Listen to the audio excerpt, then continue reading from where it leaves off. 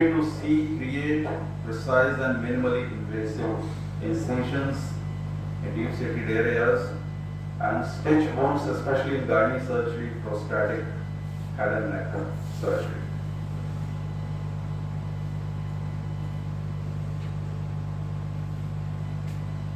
In Alzheimer's disease, for example, it helps in the diagnosis and prognosis through MRI input analysis, triage and interpretation of traditional radiographs like X-ray pictures, analysis of pathology slides in cancer like in breast cancer, analysis of markers like HER2 and Ki67, classification of lung and cervical squamous intraepithelial lesions as in PapNet machine, differentiate follicular adenoma from follicular carcinoma of thyroid, gastric cancer, colorectal cancer, identification of benign, malignant and atypical cells in urine cytology and diffusion cytology, retroperitoneal sarcoma, it helps through CT-based radiomics classification.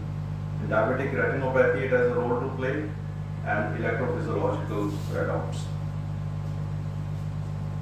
There was a study in which diabetes detection through specific phrase on smartphone was recorded through 4 to 6, 7 patients, more than 4,000 patients for 2 weeks, 6 times a day.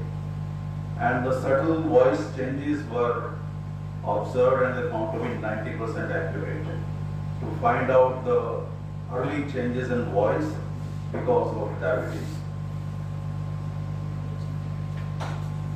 Analysis of blood smears like malaria, improving diagnosis of meningitis, sepsis and tuberculosis. I hope I'm not going very fast. Ethical issues involved are data collection because massive data is needed for proper analysis, interpretation, etc. Now, patient privacy is an issue. There was a study in which when they were asked as to are you okay with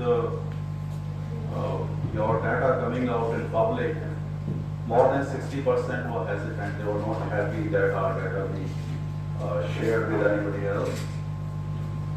And there is a possibility of misuse of personal data for financial gain. Jobs susceptible to automation, dealing with digital information, radiology and pathology, there is all likelihood that in future these types of jobs may be to an extent taken over by artificial intelligence. What is the future?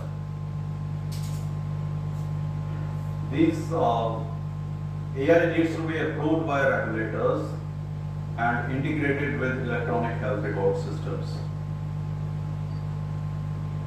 We get patients there in which even the room number, the department, sometimes the sign is not there and the data is very, very incomplete. Forget about the clinical notes. So we need to have a proper electronic health record system coupled with AI so that we can utilize it properly. It needs to be standardized and taught to clinicians and needs to be updated regularly. It will not replace human traditions, but it will augment their efforts. So healthcare providers better learn to work alongside AI to remain relevant in future. It's not something optional, it becomes mandatory. Different interpretations of AI. You may call it artificial, you may call it assisted, augmented, astonishing, awesome, or awful. Now, why do I call it awful? See this slide. I just by chance Google searched my particulars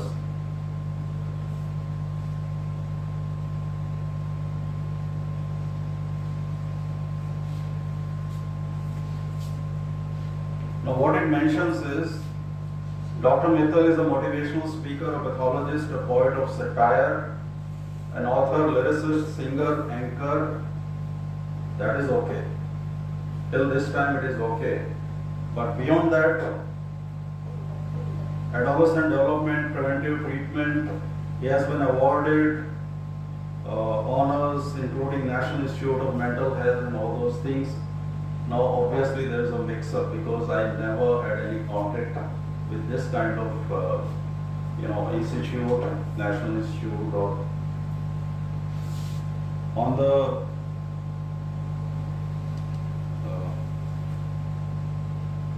it mentions my two books, Shades of Life and Best of Quotes written by me. That is okay. These are two of my books which I authored. So, in a nutshell, that's what I wanted to convey, that you need to take the observations, the interpretation of artificial intelligence overview with a pinch of salt. Everything may not be correct. So we have to apply your mind, and in your scenario, what seems plausible should be entertained. This is all that I had to convey. It took only 15 minutes, and at the end, as I told you earlier,